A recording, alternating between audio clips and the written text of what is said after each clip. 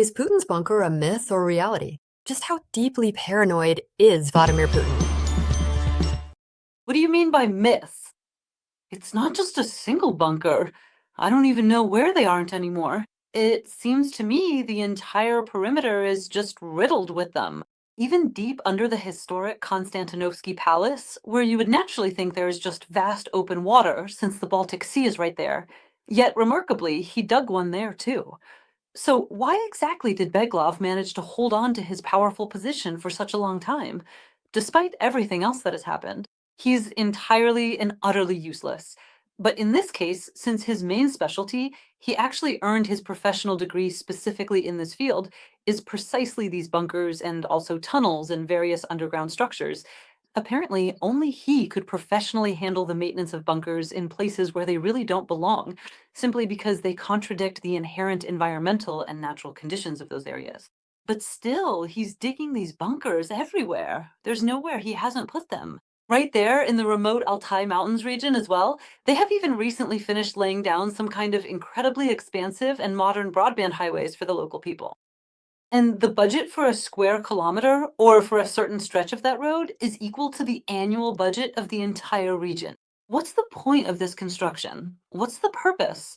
Why are these power plants here? What kind of bunker did he build there? So Chubai's meticulously scrubbed every single mention of his personal associations with this massive construction project. But they were establishing and opening up entire industrial factories right there just to produce something specifically needed one time for this borough.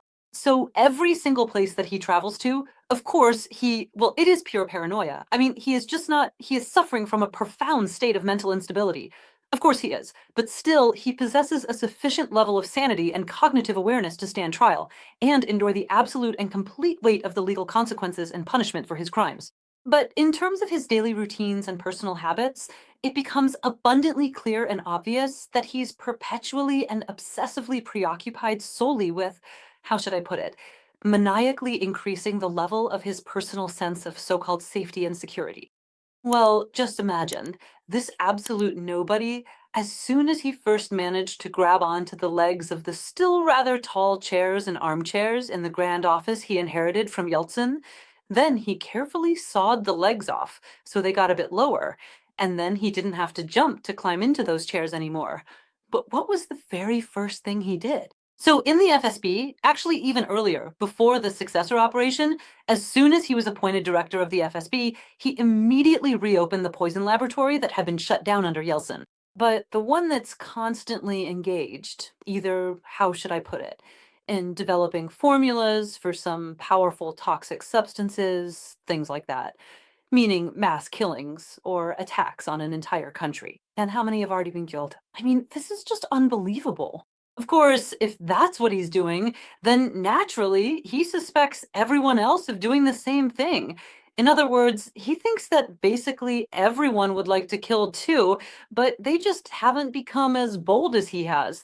That's why naturally he has bunkers everywhere, practically under every one of his residences. Wherever he is, there's always a bunker. But again, let's not forget the remarkably significant case. The meticulously planned and brilliant operation that was successfully carried out by the Israeli army against the leader Hassan Nasrallah in a strategic strike.